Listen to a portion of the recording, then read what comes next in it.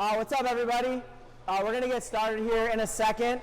All you guys have to be able to see is the screen. Don't worry about that screen. That's not important. I have a little PowerPoint that we're going to go through. Does anyone know why you're here? Like, what are we hoping to learn today? I was thinking about that on my way up. Did anyone think about that? Like, what are you guys hoping to get out of this? Why are you guys sitting here today? I mean, I know why I'm here. I'm a dork, and this stuff excites the crap out of me, so it's super fun. Does anyone want to volunteer while you're here?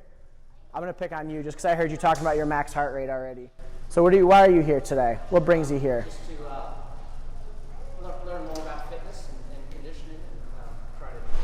Cool. Yeah, we'll definitely get that. Anyone else? Anyone else have a reason for being here? Did Andrew just force you guys all to be here? Non-voluntary? That's cool. I totally support that. That's incredible. So my name is Nick Penizzato. I own a gym. I own CrossFit 561. We've owned it for 7 years down in Lake Worth. We've developed this brand Driven as kind of our umbrella to all things fitness, and a big reason for that was because we do things like this metabolic analysis, which Josh is volunteering for today, or was volunteered for today. I think that's an important distinction.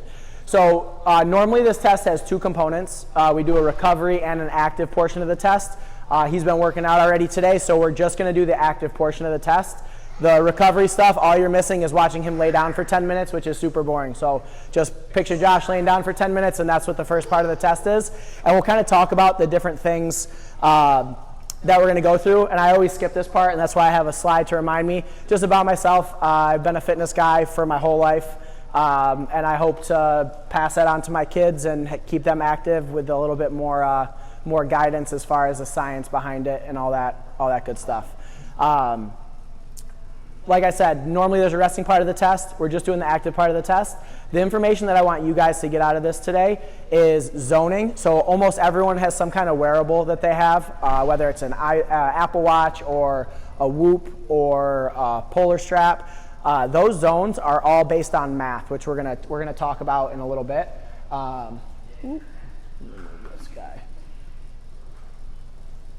There we go. So the reason that I started doing this test, the thing that piqued my interest, it was during COVID. So there was a lot of screen time going on, and this company Pinoy kept like jumping on my feed over and over again. And I don't know if you guys saw the ad. It was Annie Thorisdottir. She was doing burpees with the mask on. And I was like, this is so cool, and it like crushed my feed for what felt like months. So I was like, let's check this out, and they got me hooked with the VO2 Max, which I think I heard. Were you talking about the VO2 Max? What's your name? Mike, Nick, nice to meet you. So I only heard the VO2 Max, and then I kind of got pulled away. What's your experience with that? He was just asking if I've tested it. I've never done it on a mask, but I've done it like running 2 miles and like just putting it in the chart. Okay. Just learning about VO2 Max versus heart rate. Yeah, very cool. And then it just, like after the 2 mile max, it extrapolates down and gives you zoning and everything. Super cool. So that's like, the math behind it is getting better and better, but they're still just very educated guesses at the end of the day. The information that we're getting from the Pinoy and from this metabolic analysis is hard data. So we are learning exactly where your zones are. We're learning exactly what your VO2 max is. Other than being super cool metric that we're all excited about because we all like fitness, VO2 max is becoming more and more prevalent in just wellness as far as determining longevity and determining health at the end of life, looking at VO2 max. So it's becoming more and more important, but it's just a little part of the test. We use the InBody, which I think the other gym, you guys have an InBody up there, which is awesome. We use that in conjunction with the RMR tests. And this is just an example RMR. You get baseline calories. You get days that you work out, days that you don't. We get a metabolism speed. This is an actual client's. And we can talk about him at the end. I have plenty of time for questions at the end. Metabolism is a little bit slow, which we'll talk about reasons that happens. He's burning more fat, way more fats than carbs, which is what we want. These are all metrics that we look at, but this is just some of the data that we get. This is going to be a chart. Josh's chart is just going to make an educated guess. This dark green line on Josh is going to be super high for a very long time, and he's going to be able to keep this super dark line in the hole for a very long time. I think it's going to be hard to get him maxed out on the machine, but I'm excited for Jacob for the challenge because it's going to be super fun. It's going to be super fun to see where he can take that. So the reason I wanted to pick on you a little bit, because I did hear the VO2 max, and I wanted to just show the difference between math and how we determine your zoning. So math, there's a bunch of different equations that you can use. You can get like a 2-mile time, or you can take your max heart rate. You can take all these different things, and it will extrapolate out the information, and it'll give you some pretty close estimates. Like, if you're using those now, continue to use them. Don't just go blind. But I feel that 1% or 2% better, and knowing that you're exactly where you need to be has always moved the needle for me. So these are the things that we're going to look at today after Josh's test is complete. We're going to look at oxygen. We're going to look at carbon dioxide. We're going to look at his VT1, VT2. So just translate those, because I'll say them again towards the end. VT1 is where the first stage of the test, where he starts to get out of breath. So it's no longer conversational. We would call that into like zone 3, right? VT2 is where it's getting real, right? There is no chance of a word getting spit out, and he's breathing. And then the last little metric on that same line is going to be the VO2 max, which is the top end. That's the most oxygen that he's taking in. And we're going to see his RER, which is just the exchange rate between the oxygen and the CO2. The fuel switches, which for you guys is going to be the most important. So if any of you guys become interested in the test, the most important thing that I'm going to give you are your RMR values and your switch, where you stop burning fat, or predominantly fat, and you start burning predominantly carbs, the zone 2 to zone 3 switch. We'll talk about why that's important in a minute. Breathing frequency is big. We want to see how frequently you're breathing, how much air you're taking in per breath, how efficient you are. There are certain metrics at certain zones we should be hitting, so we want to make sure that we're within specific ranges. And we can actually diagnose if you're a super fit guy, but you're having problems on cardio workouts, we can see that breathing frequency is the problem, or volume of air is the problem. You don't have anything metabolically that needs to fix. We just got to fix how you're delivering the system. So all that it excites me very much.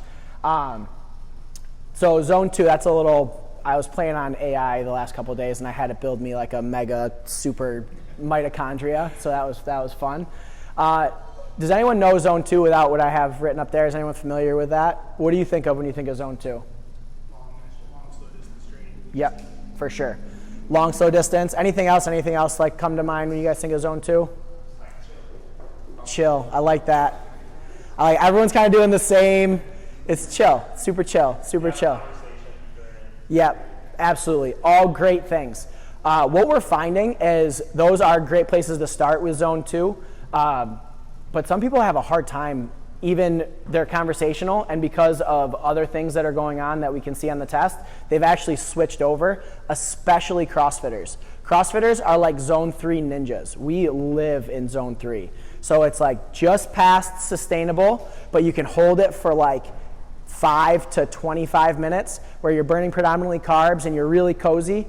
You guys, how long have you guys been doing this? Just give me like, anyone who's been doing it for more than 6 months, raise your hand. Okay, so everybody, great. So you guys have all had a workout where you start it and it's 20 minutes long and you do your first round and you're like, crushed it, that's my pace.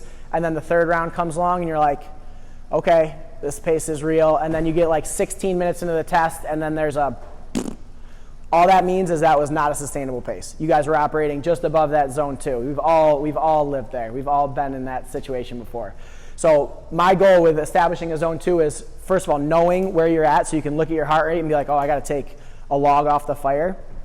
What training in zone 2 does, why I have the super mitochondria, is it builds mitochondrial density. So in addition to just being better at breathing, right, being better at long distance exercise, being better at finding a pace and just staying in that pace and repeating rounds or reps or whatever the metric is over the time, it allows us to cycle that, or filter that, get rid of that lactate, cycle that lactate a little bit faster. So it also, in addition to getting you better at that aerobic system, when you do get into those higher zones, zone 3, 4, 5, when you're able to shift back into zone 2 and you know what that looks like heart rate wise, you can recover quicker in a workout and then get right back to those intensities. So zone 2 training, why don't we do it a lot? Who knows why we don't do it a ton? Any reason? Anyone want to take a guess? It's so freaking boring. Yeah.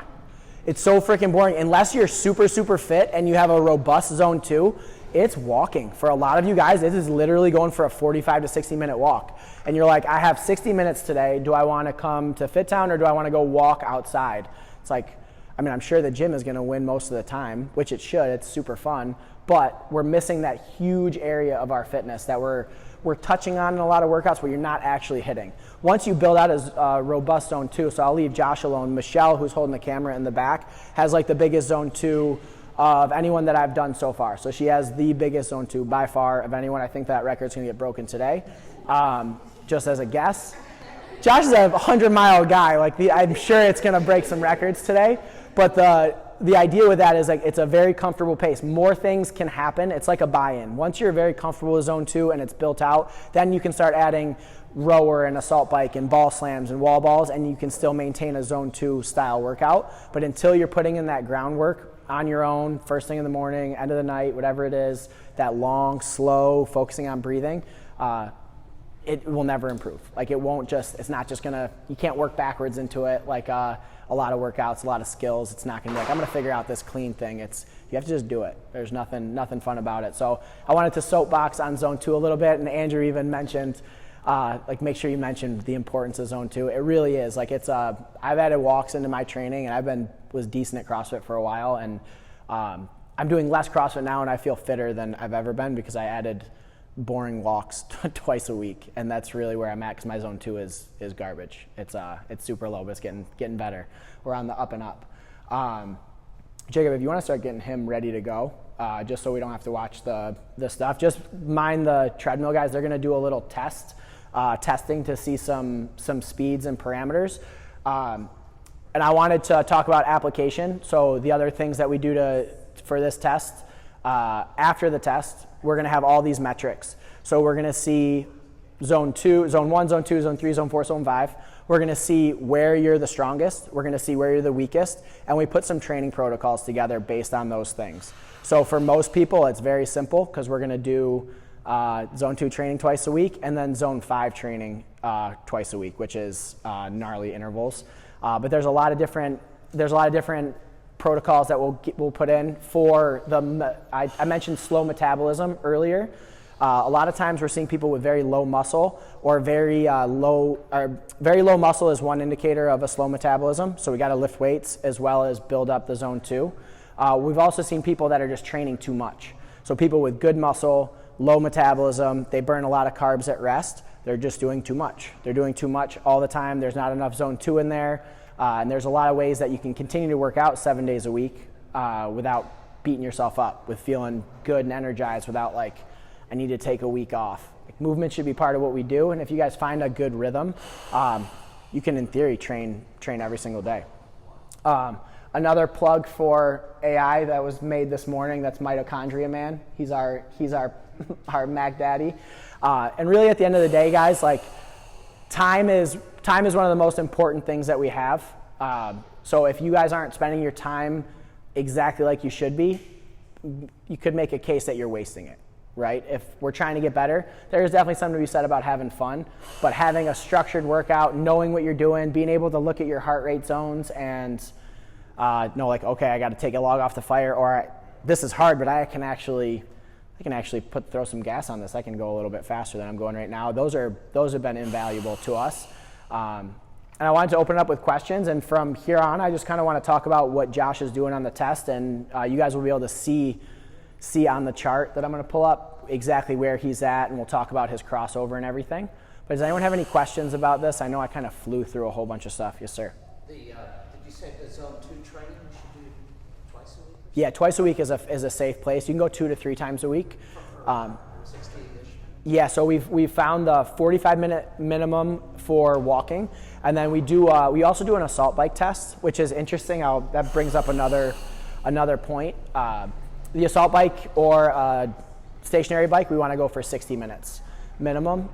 For walking, or if that evolves into running, you want to go for 45 minutes. Another interesting thing that brings up Mike, right? Mark, sorry. Mark reminded me of the assault bike. You guys have Echo bikes, or you have assault bikes next door? Mostly Concept 2s. Oh, mostly Concept 2, so you don't even have to worry about it. So with the concept too, if the damper's too high, you might feel like you're a rock star one day and you put the damper up too high and you're like, I'm going to run through this workout. It almost takes you out of that ability to hit a zone 2 because you're using too much muscle. You're like, I don't even feel my lungs burning, but your legs are on fire. If your goal that day is to build your zone 2, take the damper down. You're using too much strength. What I was going to say with the assault bike, you sometimes we can't even get into the zone 2 because it is so much resistance just built in to the bike. Mark, yeah, hit me. No, don't apologize. Do you do your zone 2 on a day in addition to this and that? Yeah, so I as a warm-up, it's a great deal. I wouldn't do like a zone 2 day and then have like a big long cardio day afterwards, but like a zone 2 into a lift is a sweet spot. That's something that we program pretty frequently. But yeah, you can. Even at the end of the night, like zone 2 is fairly recovery in nature, so you're not going to be beating anything up. But as you advance in zone 2, you'll find it starts to get hard. So I have a client, we've been working together for 8 months, and her zone 2 is no longer a walk. And she hates it because she has to run to get in zone 2, but that's amazing that she's able to get that much work capacity done before in a sustainable way. Cool. So the first test Josh did over there was spirometry. So we tested how much air he could push out of his lungs in 1 second and then 6 seconds. So we're going to use those values when he gets going on the test to make sure that he's breathing as efficiently as he can. And just to give you the metrics, so we want to see that he can breathe 80% out of the air in that 6 seconds in his first second. So whatever his 1 second is, needs to be at least 80% of the whole 6 second number. And then we're going to take the number on the test and we're going to see where his biggest volumes were. And we're going to make sure that he's using at least 75% of that 1 second volume at his highest point on the test, just to ensure efficiency. And then to keep going in the weeds, we'll contrast that with breathing frequency to make sure he's not hyperventilating or hypoventilating, make sure we're getting proper delivery to all the systems. Cool. Yes, ma'am. So with the metrics that you get, do you tie in like nutrition and how you should be eating? Yeah, for sure. And what works best for you? Awesome. Yeah, what's your name? Anna. So Anna's question was, do we provide like nutrition prescriptions? That RMR test, the one that Josh didn't get to do, is where we get all your nutritional numbers. So we're going to see your baseline calories at rest. We can actually diagnose some breathing and strength issues just from that RMR and in-body combo. But yeah, we'll provide macros, and we can go as far down the rabbit hole. But just like a normal I'll let him finish this run real quick. So he's finding a 6 out of 10 effort and then a 9 out of 10. He's not even starting yet. This is just the pre to the pre. Just curious as to where he's at.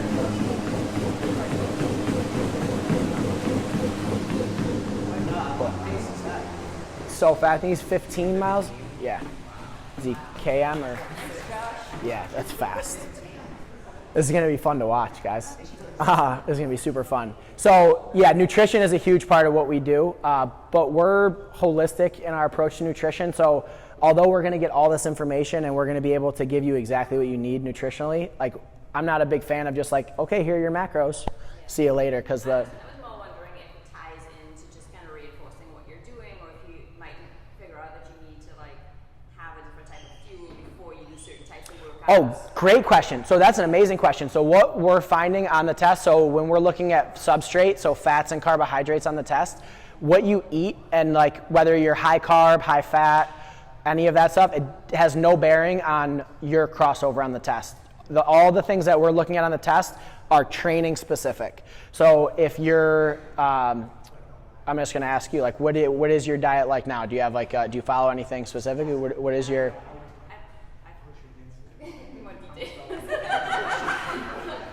I follow our nutritionist Danielle. Okay.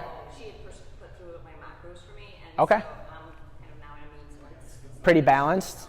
pretty balanced. Yeah. Cool. So if you, let's say hypothetically. It's a bit lower on the carb side, obviously much higher on the protein. Cool. I love that. So if you were going to go, let's just say for a day, for a week, you were going to go high carb. You're like, I'm going in, training's been super hard. I want to have more carbs during my workouts. That is not going to change the test. And that doesn't even change your resting test. That doesn't change what you prefer to burn. That's all training, breathing, stress, muscle mass are the big metrics that we see affecting that. And then diet, we would just take what you're doing and kind of tweak it accordingly. We work with a lot of people that have a different nutrition coach, or they work with Michelle as a nutrition coach. And I just basically give those numbers. I just bypass the client. I just give them to their coach and let them, I go through it with them and discuss any changes they want to make. But consistency is the big thing. Like you guys know, you guys are all, Andrew's great with nutrition, and it's all about what you're doing now and little baby steps and consistency. Yes, ma'am. Where is your studio? Where all of them have a sitting with our coach, and how much would it cost? Yes, ma'am. So our office is in Lake Worth, Florida. So down the turnpike, get off at Lake Worth, and we're 1 mile east. We charge $400 for the test, for the whole kit and caboodle and follow-up. If anyone wants to book today, we're doing 25% off. So we're doing $300 for the test if you guys like it and you want to jump in. Do we have to go there every week to see how we do it? Nope. So it's a one-time test, and if we can get like 2 people, kind of similar to what we did up here, if there are 2 of you and we pick a date, I'll come up here.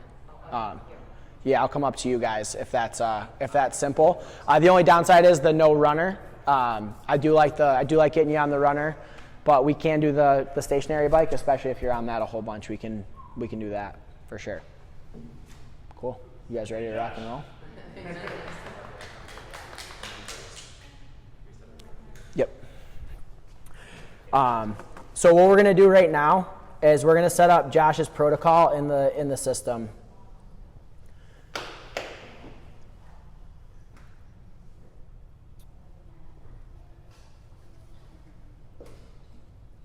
Let's see. Boom.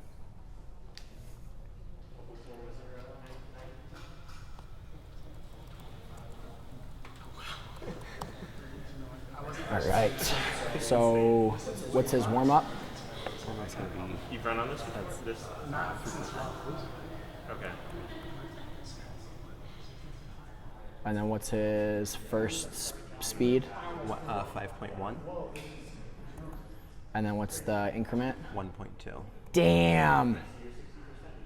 That's a big increment. Cool. He's good to go. So now just get the mask on. Yep, get it going. All right, guys. So we built out his test. So he is going to. So he's finishing at that 15. So our goal, he's going to do a 3-minute walk, just as what's considered a warm up. So we'll get him up on the screen and we'll see the baseline, and then after that 3-minute warm up, his pace will increase every minute by 1.2 miles per hour after that. And you guys saw his 9 out of 10 was 15.6. So we want to get him to either 14.4 or 16.8 would be the top end. So if we can get him, if he starts petering at like 13, he's going to need some noise from you guys, because the test cannot end there. We need him to go to 14 at least, and then I think he'll be able to get to 15. I don't foresee that being a problem. Yeah, he's getting the mask on right now. Now, if you did the test without the mask, is that basically what Mike did with this kind of thing? It's kind of like... Yeah, we don't know what where the crossover is. It's just estimating. Yes. Yeah, basically it's looking at, because it's not going to look at your breathing frequency. It's not going to look at the volumes of air. All it's looking at is how your heart rate spikes. And really it's just taking your max, your age, how long you were able to stay in that max. That's why I think they go 2 miles. It's because if you're hitting the max longer, it's going to show that you have some space. So you got some wiggle room on the end of that to get a bigger VO2 max. And does that make sense? Mark? Does the mask inhibit his performance at all? A little bit. Yeah, a little bit. It's, you'll know early. If it does, because you'll see like a big jump in heart rate. Most people settle in fine. The top end can get a little sketchy, but usually by the top end we have the information that we need, and with some encouragement will be good. Alberto. Can you briefly explain what happened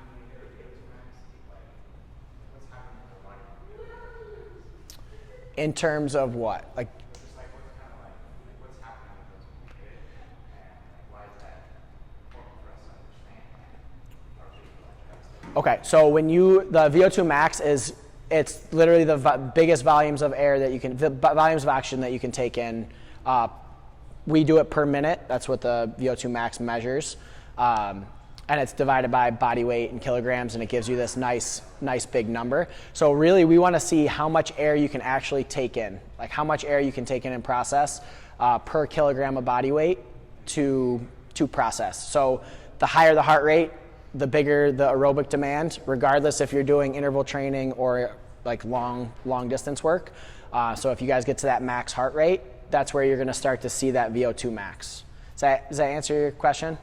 Yeah. The wheels start falling off the bus when you guys get to VO2 max. Like that's the gist of it. So it's possible then to build your VO2 max. Yeah. So that's a great question. So when if we look at someone, so I actually had a young girl do a test on Monday. She's 17 and she got her heart rate up to 190, which is she's not even close to maxing out. And her VO2 max was fine. Like the number wasn't alarming. So we looked at that, and after we see the test and you just have a conversation, her legs were the limiting factor.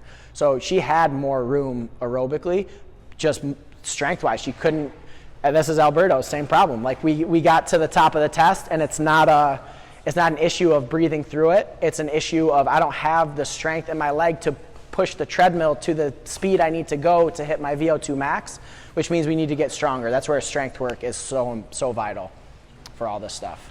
There's studies out there that show that by increasing your VO2 max, you can actually reduce, chance of cardiovascular disease. All-cause mortality by like 5,000%. It's if there was a pill that they could make to do it, we would all take it without even batting an eyelash, because the benefits of improving your VO2 max, health-wise and longevity-wise, they're unmatched. It's wild.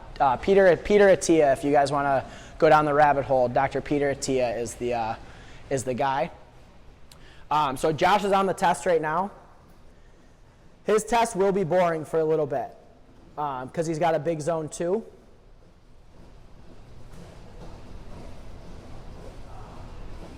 So you're saying once you analyze your, what the areas of deficiency are, whether it's breathing or whatever, then you prescribe some sort of plan of action to improve that area.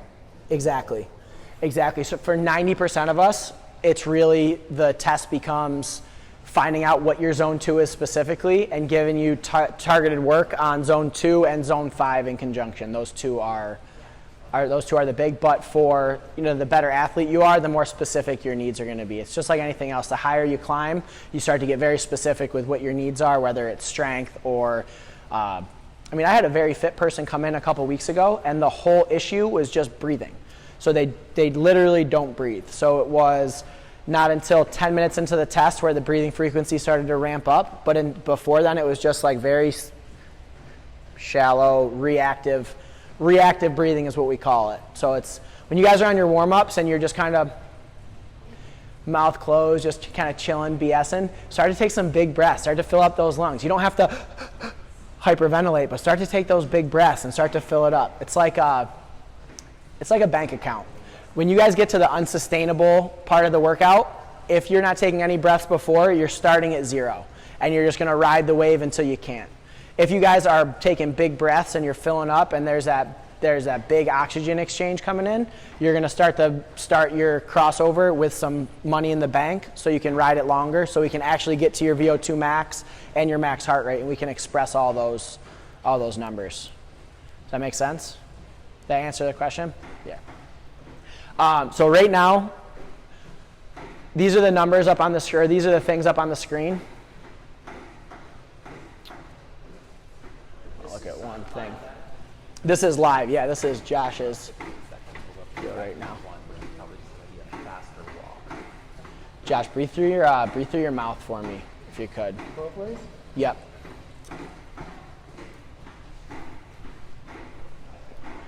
So the lines that we're looking at, we'll just do the full walkthrough of what's going on here.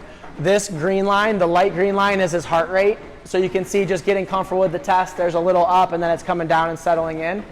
This dark green line is fat utilization. So that's how many calories of fat he's burning per minute.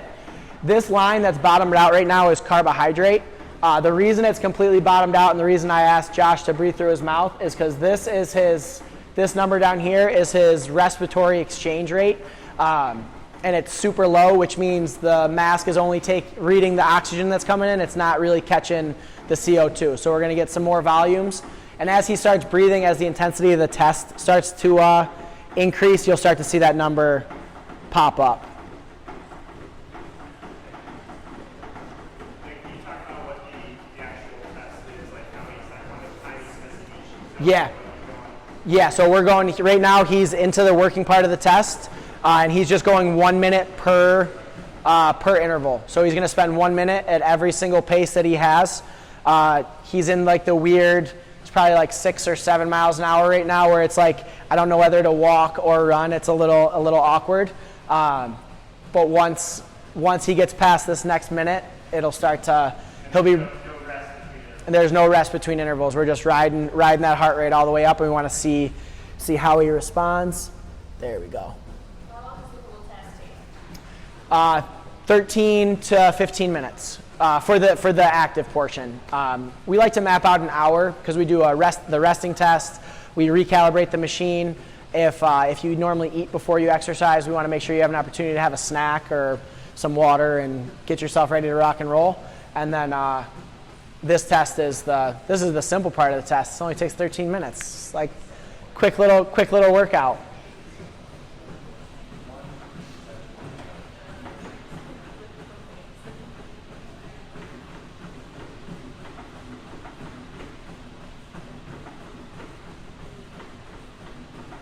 Cool. You good? You good? Yeah. Just checking. That number's just still low. Yeah. All good. As long as it starts to cross, it needs to be at like 7 by the fifth interval. We want to see it at least 7.0.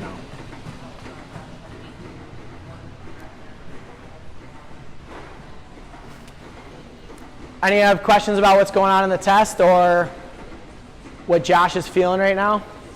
VO2 max something you can just So VO2 max is, we want to take a snapshot of the point where you're taking the most oxygen in, essentially, is that number. So we're going to look at, it's not like sustainable. no, if you would think like sprinting a 400-meter run, like you're cooked. You're cooked after that.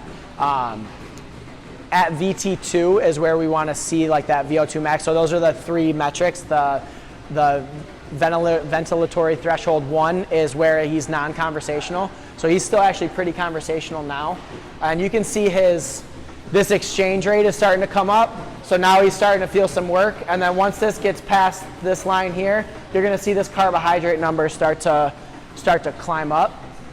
At VT2 is where we want to see close to your VO2 max. Some people squeak out a little bit more than that as far as volume-wise, but that's right where we're at. But yeah, you're not spending a whole bunch of time taking in that air. It's like end of a send. Can anyone take this test with you? Absolutely. So it's honestly harder for guys like him. Like, I don't say harder, but the metrics are, for him to get 1% better, he's like top 1% of fit people in the world, right? So for him to get 1% better, we need to be so dialed in. For us to get that 20% better, we just need that little bit of information. But yeah, to answer your question, absolutely. Like, this is I see this more of as a longevity test, how we utilize it versus a performance test. This is just a fun treat for us to get to see a high performing athlete take the test.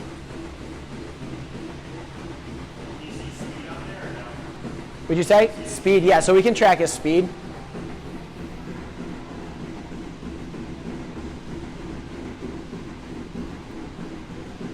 So right now he's just taking a nice cruise at 9.9 miles per hour. It's wild. I mean, that's something special.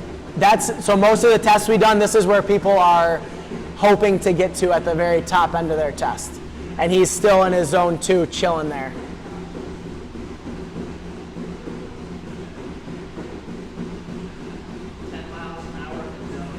Yeah, cruising.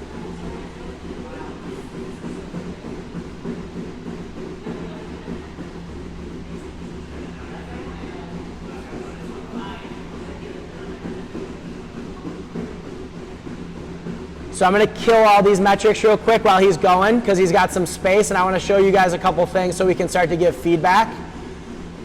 So this green line is his volume of air that he's taking in on every breath. So this is a moving average of 5 breaths per minute.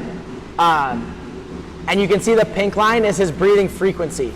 So he has a complete inverse relationship in his breathing volume and his frequency, which is something that we could actually work on. We don't want to see those dance like that. We want to see them work in conjunction with each other.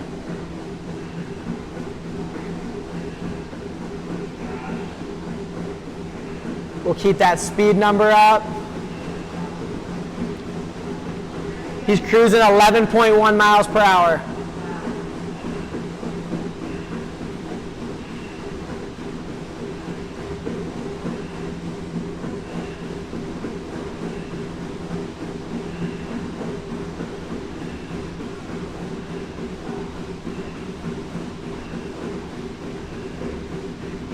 We'll go back to the other ones.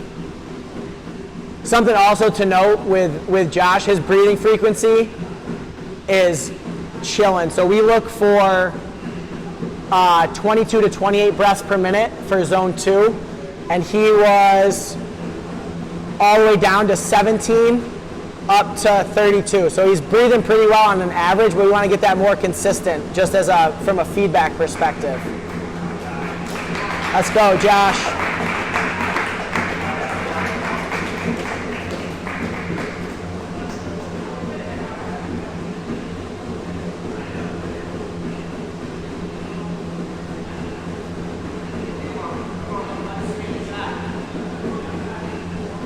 I got to check on here.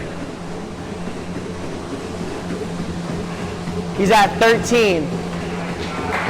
Yeah, Josh, so he's got 3 minutes left.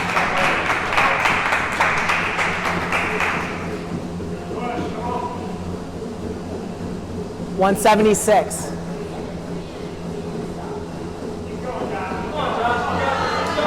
Come on, Josh, we need this, man.